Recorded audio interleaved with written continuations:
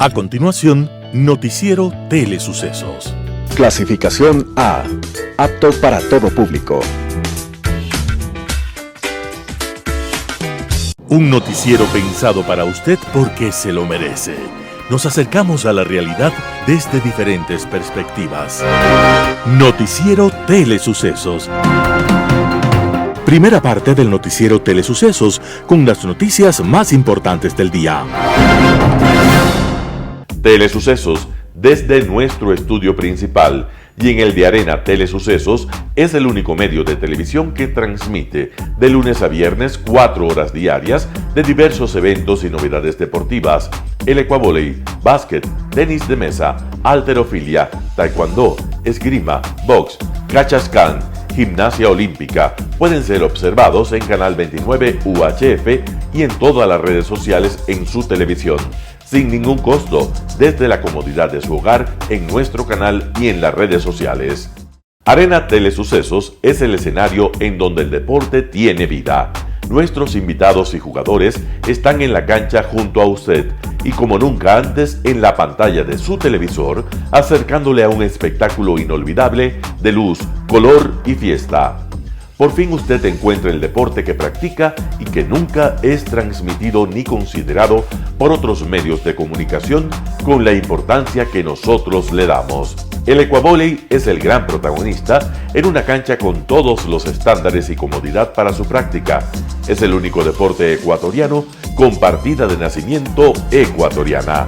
Somos inéditos, nos acercamos al deporte popular de nuestra gente que comparte nuestros esfuerzos.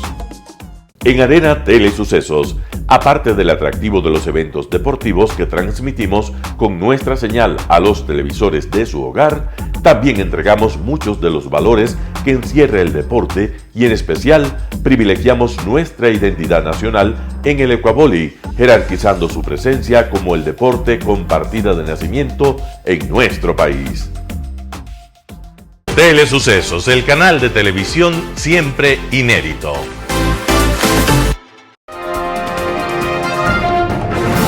Un día como hoy.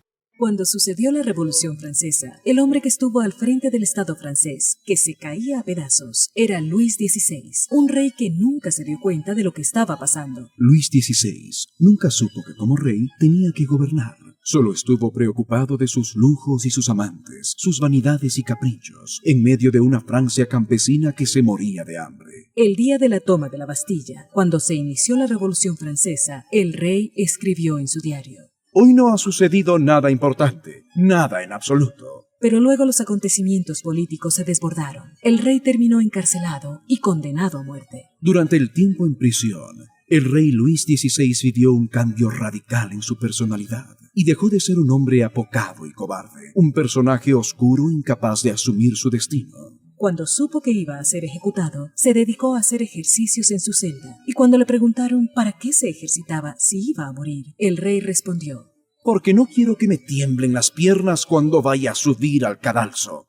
El día de su ejecución, el rey pidió permiso para vestir 2 camisas, así como 2 pantalones y medias gruesas, y explicó que como la mañana era muy fría, no quería que su temblor por la baja temperatura se fuera a confundir con miedo por la guillotina. Fue un día como hoy, 15 de diciembre de 1792, cuando el rey Luis XVI estaba redactando su testamento político. Y con su actitud nos recuerda que los momentos difíciles descubren en nosotros nuestras verdaderas fuerzas humanas. Las principales noticias del día. Titulares. Estados Unidos cuestiona al sistema de justicia ecuatoriano. Gobierno presentó Código Plata, plan piloto para reforzar la seguridad en casas de salud. Juez que liberó a Daniel Salcedo fue suspendido. Comisión de fiscalización sin votos para archivar el juicio político a la exministra Jimena Garzón. En tributación de hoy, el punto de arranque en el régimen RIMPE. En el segmento de opinión, Cristina Fernández condenada por corrupta, Pedro Castillo destituido por corrupto. Editoriales de Roberto Aguilar, Mafiosos de América unidos. José Hernández, la justicia corrupta anda suelta. Noticias del día.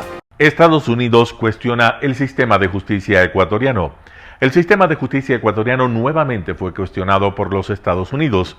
Su embajador en Ecuador, Michael Fitzpatrick, hizo duras críticas al respecto y al avance del narcotráfico en el país. Lo hizo en el evento Jornada Internacional Iniciativas Anticorrupción de la Universidad Andina Simón Bolívar. El diplomático estadounidense manifestó que la pelea de los cárteles no solo es por el control de las rutas y los puertos para la droga, sino también por el poder en la justicia. De allí que cuestionó el sistema judicial e incluso ironizó sobre el proceso en épocas de Pablo Escobar. ¿Alguien me puede explicar por qué hay que notificar formalmente a un sospechoso de la apertura de un caso en plena etapa de la investigación?, señaló el embajador.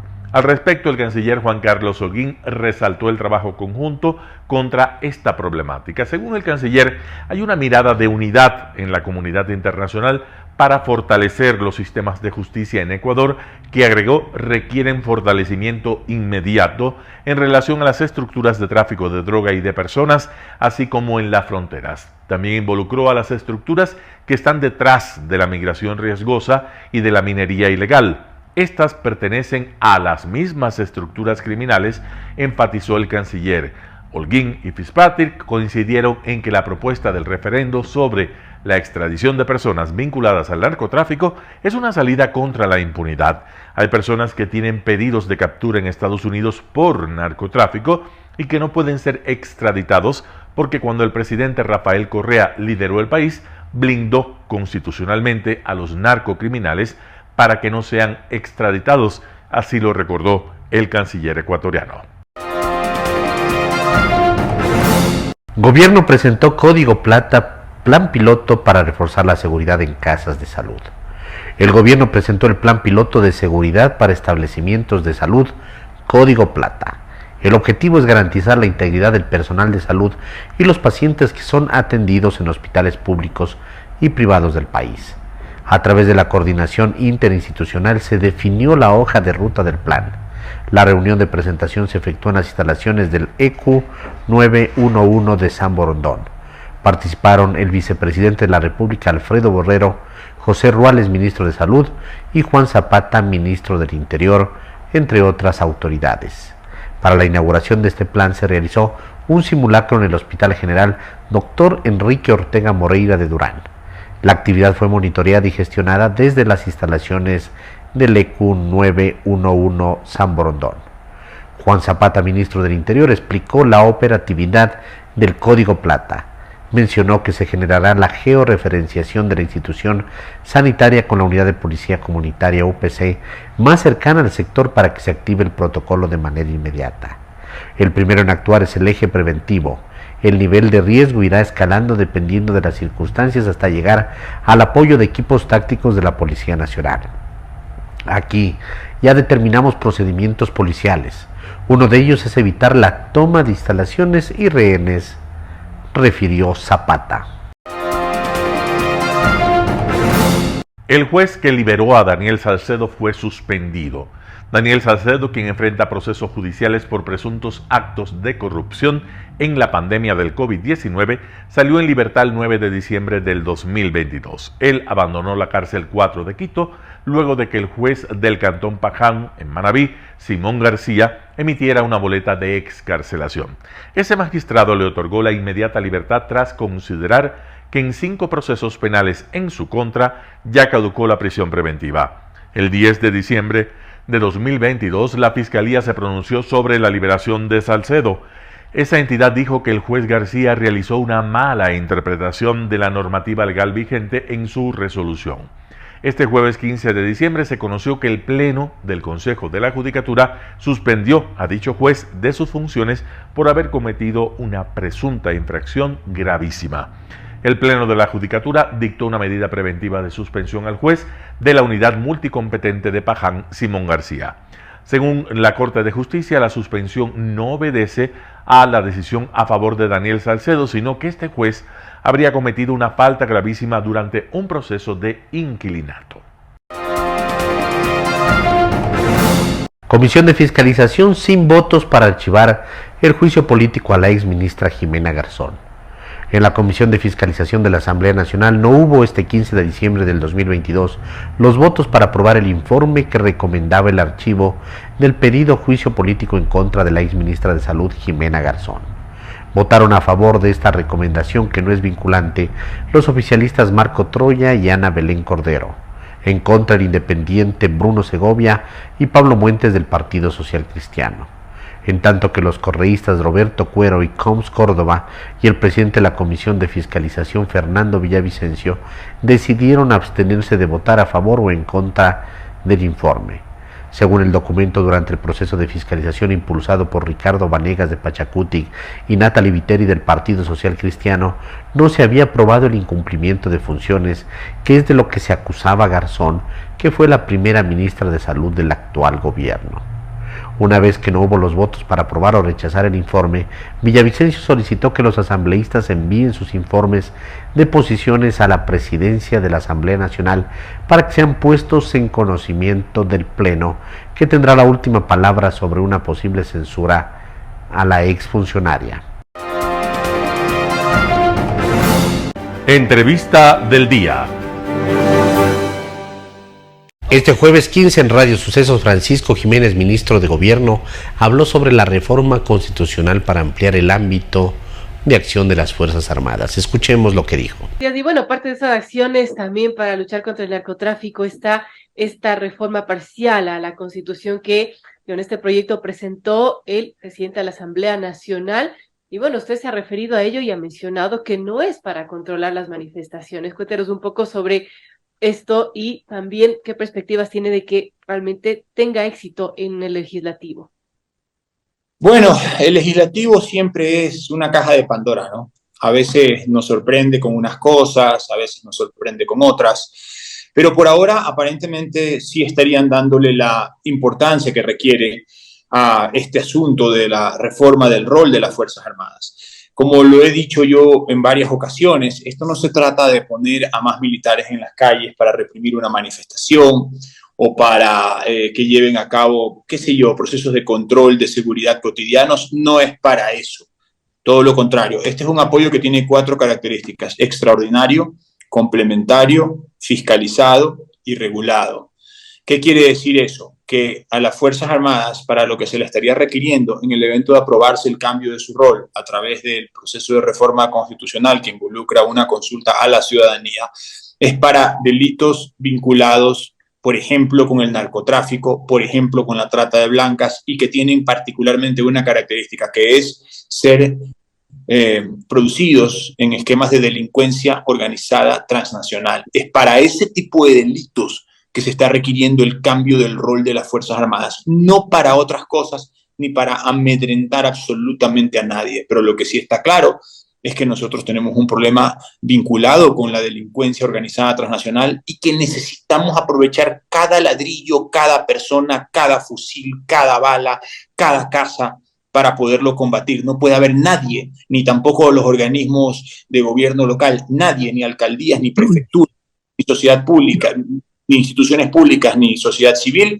que se abstraiga de esta problemática y de esta lucha, porque esta nos concierne a todos los ecuatorianos. Nosotros somos un país de gente trabajadora y de gente generosa que lo que aspira es a vivir en paz. Y para eso tenemos que unirnos para dar ese combate que hoy por hoy nos están requiriendo las circunstancias. Ahora, he escuchado a muchos asambleístas decir que lo que pasa es que con esta ley lo que va a ocurrir es que las Fuerzas Armadas descuiden la protección de las fronteras y se dediquen a combatir el crimen en las calles. Eso por un lado. Yo no creo que se trate de sacarlos de un lado y ponerlos en el otro. Creo que hay militares para todo, para atender las dos cosas. Y segundo, hablan de los derechos humanos, por ejemplo. Pero la verdad es que a veces uno no entiende, ¿no? Porque la gente a veces tiende a ser contreras por contreras. Y no hay argumentos que tengan mucho sentido, que sean muy sensatos. Aquí y cuando decía ahí Milton que algunos asambleístas sostenían que ahora se van a dedicar a cuidar las fronteras y en vez de estar en las calles, pero si de eso se trata, si por las fronteras es que tenemos problemas también. tanto en la frontera norte como en la frontera sur. Hay que reforzar esos procesos de control. En las aduanas hay que reforzar ese proceso de control. En todos los puertos hay que reforzar esos procesos de control. Y para eso la presencia de las Fuerzas Armadas es fundamental, porque todos esos puntos fronterizos o portuarios o críticos por donde entra y sale mercancía y mercadería, son blanco permanente, por ejemplo, para intentar contaminar, que es lo que se llama un contenedor, y llenarlo de droga. Entonces, si tenemos un reforzamiento de esos controles en las zonas de playa, en las zonas de puerto, en las zonas de aduana, en las zonas de frontera, pues va a ser el tema bastante más sencillo, porque por algún lado tiene que entrar la droga. Entonces hay que controlarlo, pues. Y para eso se necesita, o mejor dicho, para eso es muy útil el cambio de rol de las Fuerzas Armadas, porque nuestros problemas, contrariamente a lo que sucedía en los años 60, en los años 70, en los años 80, nuestros problemas ya no son territoriales como otros estados. El rol, la modificación, ni tampoco la estructura de la guerra y de los peligros es igual, porque antes se necesitaban grandes asentamientos de personas, grandes infraestructuras en materia de cemento, hasta se llevaban pueblos a colonizar en las áreas de frontera para que las cosas cambien. Ahora no, ahora es una cuestión de drones, de tecnología, de rayos infrarrojos, de movilidad, de guerrillas urbanas, de guerra de guerrillas, y dentro de eso también el rol de las Fuerzas Armadas va a sufrir una mutación, lo cual es normal, y dentro de esa mutación nosotros también tenemos que poner de nuestra parte. Aquí debe haber, me imagino, que está contemplado un entrenamiento y una preparación, un cambio de filosofía también, no solamente ordenar que vayan a combatir el crimen. Las Fuerzas Armadas están adelantadísimas a nosotros. Las Fuerzas Armadas hace 10 o 15 años empezaron en un proceso de cambio de su rol a través de lo que ellos denominan como doctrinas, porque ya sobre todo cuando fueron las marchas de junio, que nosotros pudimos apreciar el rol de las Fuerzas Armadas en la calle e interactuar con ellos todos los días, y las Fuerzas Armadas ya están mucho más adelante que algunas instituciones en términos de la modificación de su rol. Y ellos, por ejemplo, cada vez que se producen estos hechos, como lo que sucedió en las marchas de junio, van documentando lo que ha sucedido, la intervención de la manera en que se ha dado y las decisiones que se han ido tomando para irlo consolidando en documentos que se denominan doctrinas. Y esas doctrinas luego van generando modificaciones en el comportamiento de las Fuerzas Armadas. Es muy raro que un oficial de las Fuerzas Armadas se lo vea caer en excesos en la calle. Muy raro. Antes podía suceder, pero antes hace más de 20 años. Por otro lado, María Eulalia Silva, también en Radio Sucesos esta mañana de jueves, ella es presidenta de la Cámara de Minería del Ecuador, habló sobre el crecimiento del sector minero en el 2022 y el análisis de la situación del sector al 2023. Escuchemos la nota.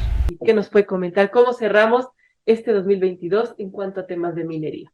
La minería es el futuro de este país y eso creo que hay que tenerlo en el radar. No es un tema de mineros, no es un tema de un grupo de inversionistas solamente, es un tema país. La minería es hoy por hoy el tercer rubro no petrolero de la balanza comercial, con apenas con 2 minas industriales. Esos 2.119 millones de enero a septiembre vienen en un 75% de la minería a gran escala. Entonces, pero hay datos que son mucho más reveladores, más allá de las exportaciones. Zamora Chinchipe, que alberga las 2 minas industriales, es la provincia de las 24 que más ha logrado reducir la pobreza. En apenas 2 años se ha reducido 13 puntos la pobreza. Es decir, 13 de cada 100 zamoranos están viviendo mejor, comiendo mejor, educando mejor a sus hijos, están teniendo un progreso, están teniendo la capacidad de pensar ya en futuro, en cómo ahorrar, en qué hacer con estos recursos. No es sobrevivir. Entonces, y ahí mi mensaje, ¿no? Si nosotros, como sociedad, si el Estado ecuatoriano realmente implementa una política minera que permita el avance real del sector, estaremos en pocos años sustituyendo nuestra matriz productiva, que además no significa desplazar otros sectores, no significa que porque va a haber minería no va a haber agroempresa, no significa que porque va a haber minería no va a haber turismo, significa que vamos a tener una base sólida de desarrollo sobre la cual se vayan construyendo y fortaleciendo otras industrias. El catastro minero sigue cerrado desde 2018. Se ha ofrecido varias veces, el Ecuador ha ofrecido varias veces en foros internacionales la reapertura del catastro. El último ofrecimiento fue hecho en junio en Toronto, en la convención minera más importante del mundo. Ese es uno. Otro es la falta de ley de consulta previa. La consulta previa es un mecanismo establecido por la Constitución de 2008, refrendado por la Ley de Minería del 2009. Han pasado 14 años y no hay una ley que implemente ese mecanismo. No es una obligación de la empresa ni del proyecto, es una obligación del Estado ecuatoriano. No hay esa ley. Y dadas las condiciones, no va a haber en los próximos años. Ese es otro desafío. Bueno, ha sido promesas, ¿no? Que los mismos ministros que han pasado por estos micrófonos, ministros de Energía y Minas, han dicho, ya vamos a abrir el catastro minero, y eso fue hace meses. Todavía no ha pasado. Todavía no ha pasado. Y eso es grave.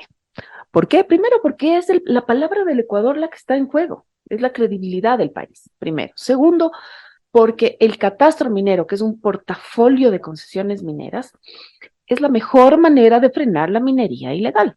Cuando un territorio es tierra de nadie, pues eso no se queda como tierra de nadie. Eso no se es que queda... hay control tampoco. Por supuesto que no. No hay la capacidad para controlar. Entonces, la mejor forma de frenar la minería ilegal es concesionar. Por ahí se dice es regularizar. No, son dos cosas distintas. Regularizar a un delincuente no es posible, ¿no? Un minero ilegal, peor, un narcominero, no puede ser regularizado. Lo que sí se puede hacer es que esas tierras, en lugar de que sean, insisto, tierra de nadie, cuando están concesionadas, hay un responsable sobre las actividades que se hacen en esos territorios.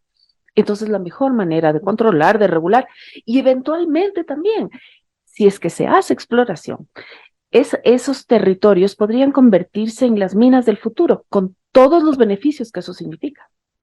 Toda esta situación de las mesas de diálogo también, ¿cómo afecta al sector minero y cuál es la postura de ustedes sobre lo que se estuvo viviendo, ¿no? Porque me imagino que también esto trae afectaciones. Sin duda alguna, yo creo que el diálogo siempre es positivo, el conversar con varios sectores de la sociedad siempre van a traer buenas lecciones. Personalmente tengo algunas dudas de los mecanismos que fueron esas mesas de diálogo, ¿no? Para empezar, se habló de minería sin mineros. Es un tema técnico, pero más allá de esa observación, efectivamente el catastro sigue cerrado, por ende no se otorgan esos títulos mineros de los que habla el acuerdo, mientras no haya una ley de consulta previa. No todo el territorio nacional requiere el mecanismo de consulta previa. La consulta previa, para empezar, no es un mecanismo que implica poder de veto. No es que le están preguntando a las poblaciones de las zonas de influencia si permiten o no permiten, si quieren o no quieren. No es así. Está parametrizado por la OIT y a otros países de la región. Perú, por ejemplo, practica este proceso.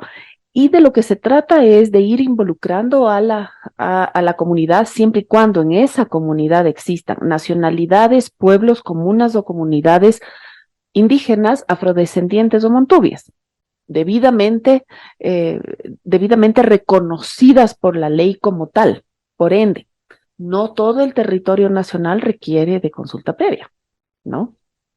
Hay incluso leyes nacionales y supranacionales que establecen qué es la ancestralidad, de tal manera que solo en esos pueblos debería practicarse este proceso. Pero hay otras zonas del Ecuador que no requieren de mecanismo de consulta previa, que dicho sea de paso, están siendo devastados por la minería ilegal. Ahí se puede abrir un catastro minero. En el segmento Quito TV fue entrevistado Marco Moya, él es coordinador del UAE del Distrito Metropolitano de Quito, y habló en la primera parte de esta entrevista sobre eso.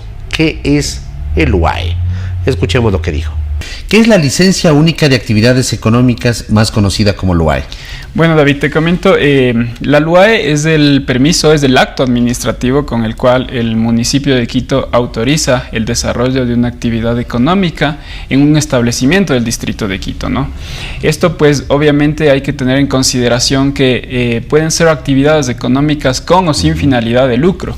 Diferentes actividades pueden ser estas comerciales, pueden ser industriales, pueden ser actividades de servicio. Todas las actividades económicas que se ejecutan en un establecimiento pues están obligadas por normativa a obtener su permiso de funcionamiento.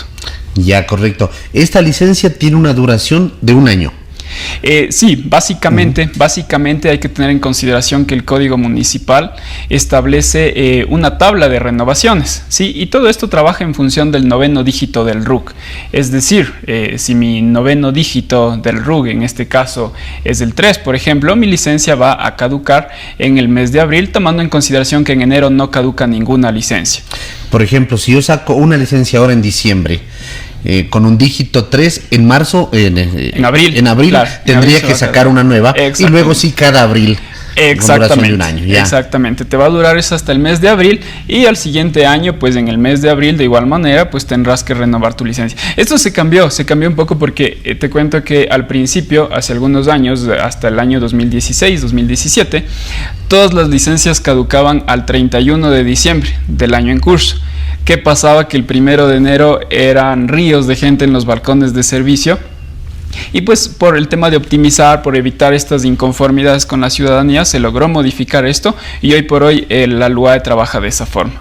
¿La LUAE se la puede sacar en línea o se la saca en línea? Es un buen punto realmente, David. Esto también acotando a todo el tema de pandemia que atravesamos hace un par de años, nos obligó a repensar las cosas, nos obligó a repensar los procesos que se estaban ejecutando y pues con esto se virtualizó, se digitalizó la licencia, el trámite de la licencia de actividades económicas. Hoy por hoy es un trámite en línea, está a un clic de la ciudadanía en sí, pueden ingresar al portal web del UAE, ingresan su solicitud y ese trámite pues ya ingresa a la gestión municipal en este caso, ¿no?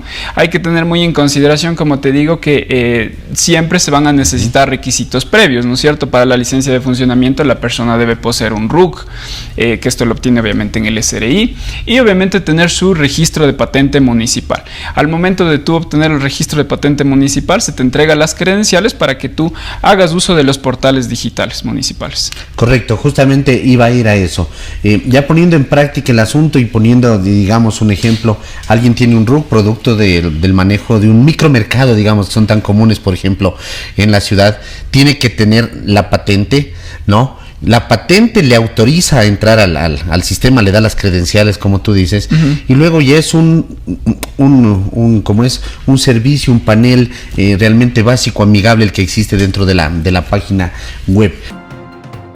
Un panorama de noticias para su estatura intelectual.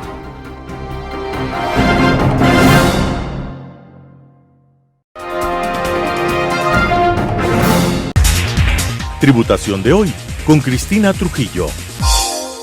Soy Cristina Trujillo de su noticiero de Telesucesos, de su programa Tributación de hoy. Vamos a hablar de un tema que es muy importante, sobre todo para el arranque del periodo fiscal 2023.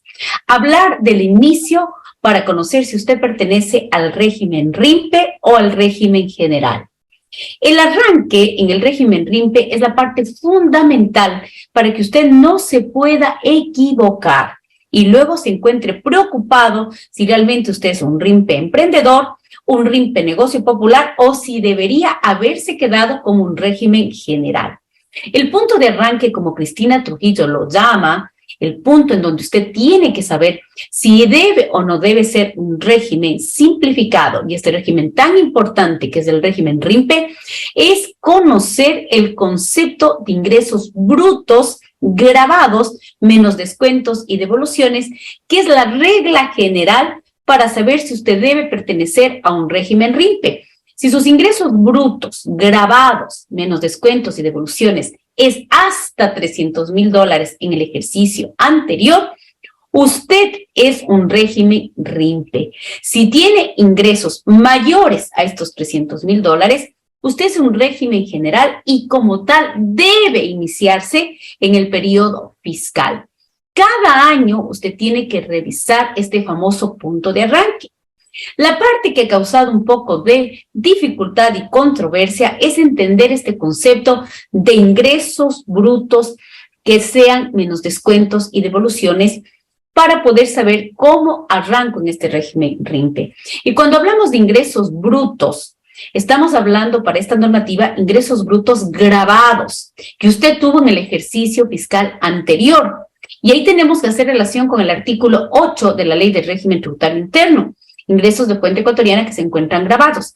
Usted tiene que consolidar todos sus ingresos, aunque no sean todos del propio régimen RIMPE. Todos sus ingresos grabados del año anterior. ¿Y por qué hablo de todos sus ingresos? Porque así lo dice la normativa. Ingresos brutos grabados. Haga relación al artículo 8 de ingresos grabados. Relación de dependencia, honorarios profesionales, la papelería, el bazar, es decir, todos sus ingresos, aun cuando muchos de estos puedan ser excluidos en el momento de la tasación al régimen RIMPE. Esto es solo para saber su punto de arranque. Esta consolidación tiene que ser total con todo este concepto de ingresos para que usted pueda decir, ¿soy o no soy un régimen RIMPE? Si sus ingresos brutos, grabados, totales, mucha atención a lo que digo, del año anterior, son menores a los $300,000, usted es un RIMPE. Y luego internamente, de 0 a $20,000 sería un RIMPE negocio popular.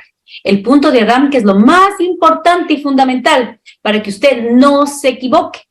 Ahora, no confundir el punto de arranque con la tasación, porque ya el momento que uno tiene que pagar impuestos, en el régimen RIMPE solo se pagará aquellos ingresos que no hayan sido excluidos de forma especial dentro del régimen, es decir, los RIMPE bajo esta concepción de régimen simplificado. Y sus otros ingresos pues irán al régimen general. Una persona natural, por ejemplo, puede tener ingresos por régimen RIMPE, ingresos por, a lo mejor, servicios profesionales que estén en un régimen general. Pero para el punto de arranque se consolida todo. Pero para la tasación, lo que corresponde a cada régimen impositivo. El punto de arranque, lo más importante. Soy su amiga Cristina Trujillo, de su programa Tributación de Hoy, en su noticiero de Telesucesos. Un gusto estar con ustedes y nos volveremos a ver la próxima semana. Poder Ciudadano, con el doctor Patricio Quijón. La justicia argentina condena por corrupta a Cristina Fernández. El Congreso peruano destituye por golpista y corrupto al presidente Castillo. Luego de terminar su segundo mandato en el año 2016, la expresidenta argentina Cristina Fernández fue procesada por primera vez. A esa causa siguieron una cadena de acusaciones graves por presuntos delitos ligados a multimillonarios negociados en obra pública para beneficiar a empresas de amigos creadas para esos efectos. Asimismo, se abrió una causa penal por encabezar una red criminal para el cobro de sobornos, juicio que se conoció como la causa de los cuadernos. El Tribunal Federal número 2 de Buenos Aires condenó a la vicepresidenta Cristina Fernández de Kirchner a la pena de 6 años de prisión e inhabilitación especial perpetua para ejercer cargos públicos por el delito de administración fraudulenta en perjuicio de la administración pública. Fernández de Kirchner está acusada junto con otras 12 personas por la adjudicación irregular y dolosa de contratos de obra pública en distintas provincias de Argentina y particularmente en la provincia de Santa Cruz durante sus 2 mandatos como presidenta de la Nación, entre los años 2007 y 2015. La Fiscalía pidió para ella 12 años de prisión tras acusarle de ser la cabeza, líder o jefa de una organización criminal.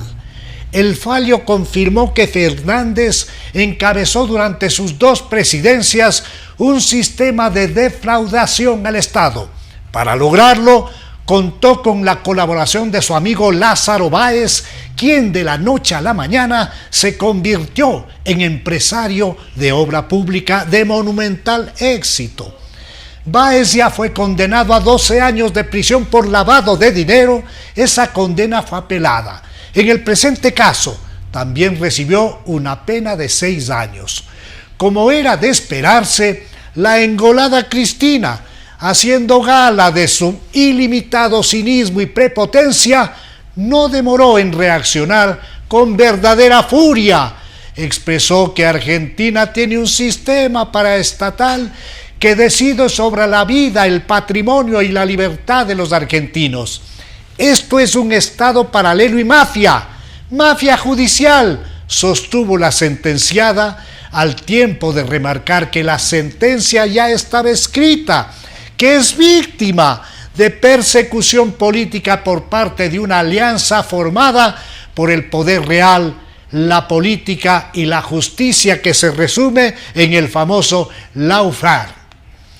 La verdad es que Cristina Fernández y su marido robaron a escala industrial.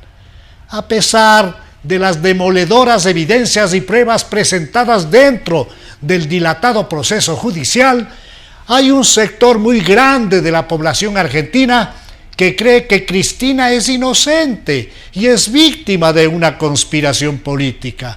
En la práctica, Fernández no será apresada, pues además de que tiene espacios legales para apelar ante el tribunal que dictó la sentencia y luego ante la Corte Suprema de Justicia e interponer otros recursos procesales, goza de fueros e inmunidades especiales por ser actualmente vicepresidenta.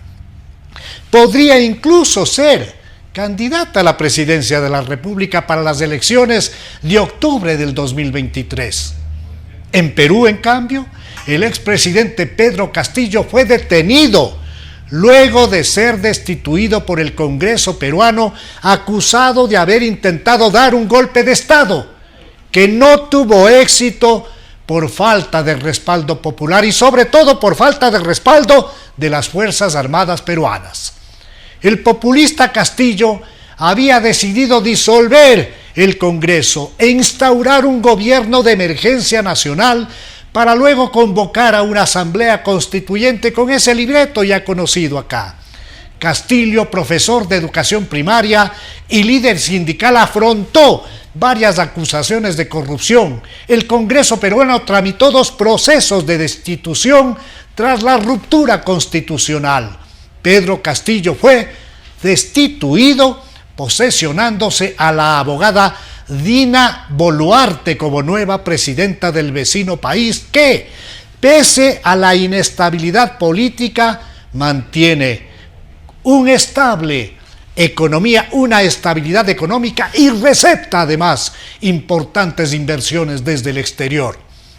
En el Ecuador, las mafias aprovecharon la cortina distractora del Mundial de Fútbol para sacar de la cárcel a peligrosos delincuentes sentenciados con la evidente complicidad de jueces corruptos y de una institucionalidad que le hace guiños al correísmo y a su santa alianza ensamblada en la Asamblea Nacional con el objetivo medular de consolidar la impunidad para lograr el retorno al poder de la falsa revolución ciudadana, que no es otra cosa que un cleptopopulismo mafioso. Editorial. Mafiosos de América, uníos. Artículo de Roberto Aguilar publicado en Diario El Expreso. Que ella no necesitaba robar porque ya era bastante rica, fue a decir María de los Ángeles Duarte nerviosamente ante el tribunal que la juzgaba y que terminó condenándola por el caso Sobornos. Tuvo que hacer pirueta su abogado para explicar lo que la exministra corrupta no quería decir, que solo los pobres son ladrones. Quizá no era su intención, pero es una conclusión inevitable, ¿no? En el camino fue dejando caer tantas confesiones no solicitadas que nomás faltaba que la fiscal se pusiera de pie y le diera las gracias, que la ministra no firmaba los contratos truchos, sino que delegaba a otros para que lo hicieran, que esos otros sí son responsables en lo administrativo, en lo civil y en lo penal, porque así lo establece el reglamento del ministerio.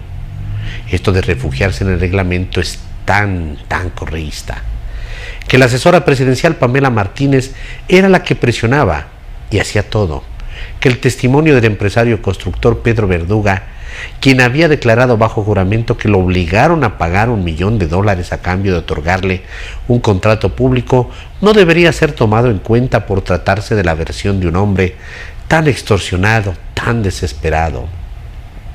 Y para más INRI, que la ministra no tenía cabida en la figura de autoría mediata por dominio de organización, alrededor de la cual la Fiscalía había armado el caso, pues dicho esquema supone la fungibilidad de los subordinados, es decir, si uno no cumple las órdenes ilegales que recibe, la organización prescinde de él y se busca otro. Y aquí no había 10 ministros, dijo el abogado con ingenuidad enternecedora. O sea que Duarte no era fungible, según él. Si la ministra no cumplía la orden, no cumplía nomás. Fue su feliz frase. O más probablemente, la cumplía. Cuando se tuvo la oportunidad de asistir a ese juicio maratónico, cuando se escuchó a los abogánsters de la mafia correísta pergueñar razones de este tipo y aún peores, cuando se conoció lo que los jueces conocieron, la abrumadora cantidad de pruebas y de testimonios consistentes, la incapacidad de los acusados de negar la existencia del delito. ¿Cuándo se ha visto todo eso de una mezcla de repulsión y risa escuchar las babosadas con las que la gente no estuvo ahí? Pretende sustentar la teoría de la UAR, que todo está basado en un cuaderno, que el influjo psíquico es una causa metafísica, que nada se ha probado. ¿Cuál de estas necedades hace suya el gobierno de Argentina? Porque si uno se atiende a los instrumentos que citan las partes, la Convención sobre el Asilo Diplomático de 1954 y la Convención Interamericana contra la Corrupción de 1994, documentos suscritos por los congresos de Argentina y Ecuador y que son, por tanto, leyes vigentes en ambos países, Argentina no solo no puede conceder el asilo solicitado por una funcionaria corrupta con sentencia ejecutoriada por cohecho, sino que está en la obligación de entregarla a la policía. ¿Tiene algo que decir Alberto Fernández sobre la justicia ecuatoriana? Eso de refutar pruebas fácticas con simples relatos políticos quizás funcionaba para el calor del debate casa adentro, pero para mediar las relaciones entre dos países puede resultar nefasto, salvo que estamos ante el peor error que podamos haber cometido en los últimos 20 años, el error de tratar a los mafiosos como si fueran políticos. Artículo de Roberto Aguilar publicado en Diario El Expreso. La justicia corrupta anda suelta. José Hernández, 4 pelagatos. El presidente de la República se refirió a un juez de apellido Oñate que dejó en libertad a 5 delincuentes, entre ellos al presunto responsable del asesinato del director de la cárcel El Inca en Quito. Lo declaró enemigo de la seguridad pública y defensor de los delincuentes y llamó al Consejo de la Judicatura a que aplique la sanción que sea ejemplar. El presidente Lasso hizo lo que han hecho en muchas ocasiones la Fiscalía, la policía, las víctimas y los ciudadanos que ven con asco y desesperanza cómo delincuentes tardan más en ser apresados que en ser liberados. Los mecanismos ya están rodados e involucran, por ejemplo, interpretaciones de la ley, como en el caso de Daniel Salcedo. Él salió en libertad gracias a un juez que consideró que ya había caducado la prisión preventiva a pesar de que había sido condenado ya en primera instancia. En este desangre aparecen triquiñuelas jurídicas, medidas cautelares, acciones de protección, habeas corpus, errores de procedimiento por negligencia o por voluntad. En muchos casos se sospecha que la delincuencia compra a los jueces o amenaza directamente su vida y la de sus familiares. El hecho cierto es que cada día más delincuentes prontuariados vuelven a la calle antes de ser condenados. Ese diagnóstico es conocido, se repite. Y ya no importa que el asco y la desesperanza sean expresados incluso por el primer mandatario. Nada se mueve, el problema se agrava y no hay responsables. ¿Quién se hace cargo de esa cantidad de jueces venales que pululan en el sistema?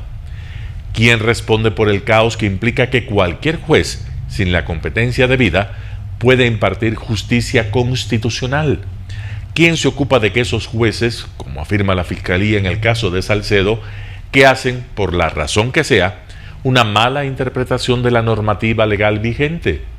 ¿Quién puede explicar cómo jueces como Juan Paredes, el Chucky Seven del caso El Universo, sigue impartiendo justicia a pesar de la miseria legal y ética que demostró y a pesar de que, por su culpa, el país fue condenado por la Corte Interamericana de Derechos Humanos en noviembre de 2021?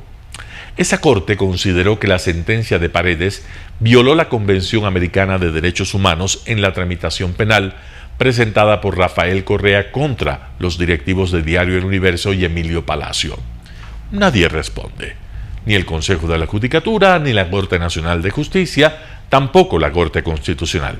Todos, en los hechos, levantan los hombros y finalmente nadie se siente responsable o concernido. Estado impotente, estado de chiste, con un Consejo de la Judicatura que no inspira a apostar $1 por sus virtudes o las de sus miembros.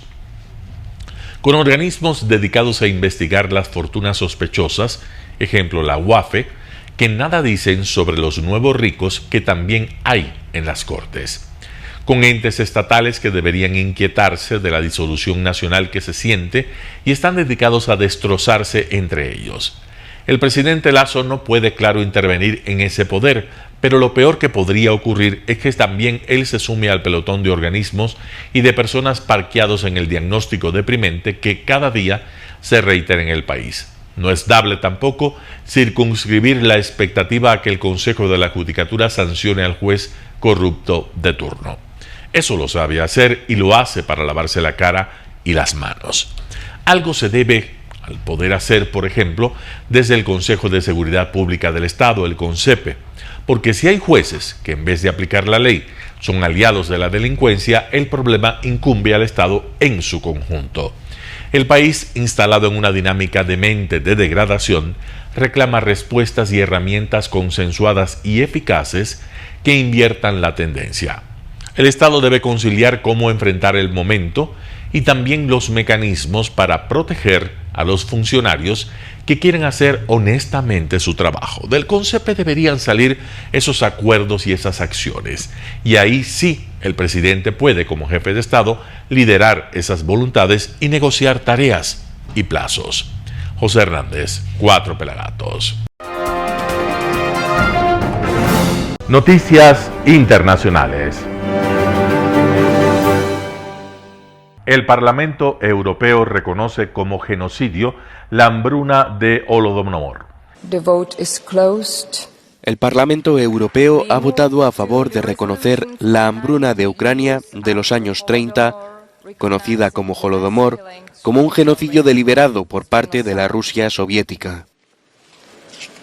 507 eurodiputados votaron a favor de la moción, 12 en contra y 17 se abstuvieron. Durante el debate previo a la votación, eurodiputados de todo el espectro político se pronunciaron a favor de la moción. Holodomor no es una tragedia de dos familias, es un intento de exterminio de toda una nación por parte del régimen soviético. Las brigadas de Stalin saquearon los pueblos ucranianos en busca del grano que quedaba. Estaban llenas de odio hacia los ucranianos, alimentado por la propaganda soviética. Euronews ha hablado con el eurodiputado que presentó la moción. Dijo que hay paralelismos directos entre las acciones de Stalin en Ucrania y la guerra del actual presidente. Fue otro intento de borrar del mapa la noción de Ucrania. Algo que las autoridades zaristas hicieron en el siglo XIX, por ejemplo, prohibiendo el uso de la imprenta en ucraniano, y algo que el presidente Putin intenta descaradamente conseguir hoy en día, matando de hambre y subyugando a los ucranianos con el frío y la falta de electricidad. Holodomor fue la hambruna del terror ordenada por Stalin contra los ucranianos. Supuso la muerte de millones de ellos. El régimen soviético decidió en 1932 impedir que los ucranianos recibieran alimentos. Grupos organizados del Partido Comunista saquearon las casas y se llevaron todo lo que era comestible. Los 27 buscarán remedios europeos a la ley antiinflación de Estados Unidos. Último encuentro del año para los líderes europeos y con la energía una vez más como protagonista. Pero hay pocas esperanzas de que se llegue a un acuerdo sobre el tope al precio del gas. No solo hay que decidir dónde está el límite, sino cuándo se activa y durante cuánto tiempo. Todos saben que hay que encontrar una solución, pero las divisiones entre los Estados miembros siguen siendo profundas. Así lo explica el primer ministro de Grecia. Es necesario enviar una señal muy clara a los mercados, pero también a Rusia, de que no aceptaremos la militarización del gas a costa de nuestros ciudadanos y de nuestras empresas. Otro tema de debate es la respuesta a la ley de reducción de la inflación estadounidense, que amenaza con perjudicar la competitividad europea. La Comisión Europea ha puesto sobre la mesa la creación de un fondo común para ayudar al sector industrial. Algo que no convence a todos, como a Alemania. Estas son las palabras del primer ministro de Bélgica. Creo que en Europa estamos en un punto en el que corremos el riesgo de desindustrializarnos. Y hoy por hoy no hay una respuesta común. Hoy vemos que con demasiada frecuencia los países intentan poner en marcha planes por su cuenta. Parece el juego de quién tiene más dinero. Y sí, algunos países pueden pensar que tienen los bolsillos más llenos. Pero en unos meses todos llegaremos al límite de lo que podemos hacer. Pero la cumbre se podría complicar. Polonia amenaza con bloquear de nuevo la decisión sobre el impuesto mínimo de sociedades e incluso sobre la ayuda económica a Ucrania. Este es el presidente de Lituania. Obviamente Rusia nos chantajea todos los días, pero si empezamos a chantajearnos entre nosotros, eso no es bueno y no es en absoluto bueno para la Unión Europea. Una noticia positiva es que se espera que Bosnia-Herzegovina obtenga el estatus de país candidato a la adhesión a la Unión Europea, algo que pidió en el año 2016.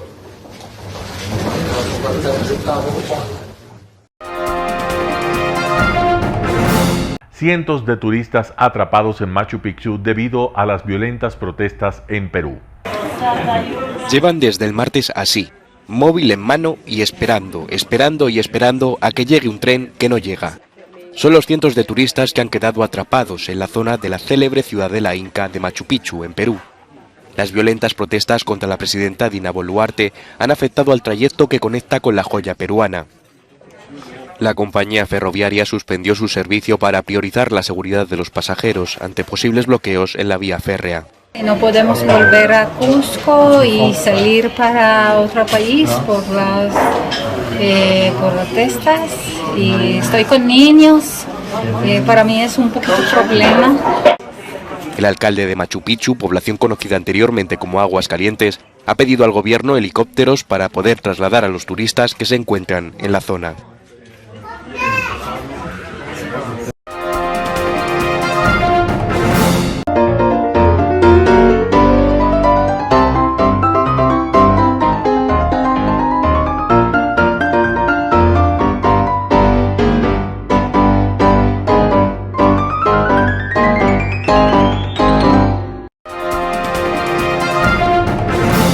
Telesucesos no solo entrega en su programación de deportes un espectáculo, sino que impulsa, privilegia y exige a quienes participan que sean parte de los valores y méritos que el deporte encierra: esfuerzo, superación, perseverancia, respeto, solidaridad, compañerismo, disciplina, puntualidad, sana competencia, honradez en la cancha y fuera de ella.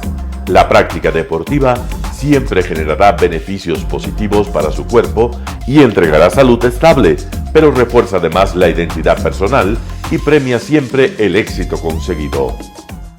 Estamos entregando a nuestra ciudad con Arena Telesucesos un esfuerzo más de un medio que es fiel a su identidad y que a través de sus contenidos de salud, cultura, opinión calificada y ahora deportes, pretende difundir lo que, aparte del entretenimiento, requiere nuestra gente.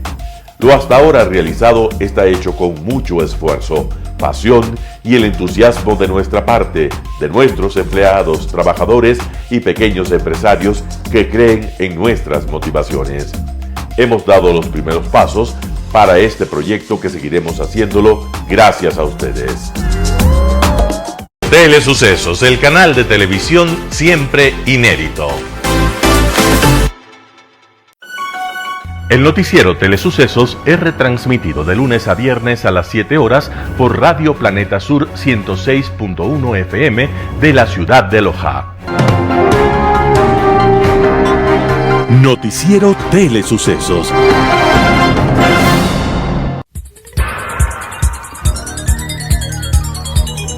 Las opiniones vertidas en este espacio por la producción y dirección del programa son de exclusiva responsabilidad de sus autores y de quienes intervienen en ellos.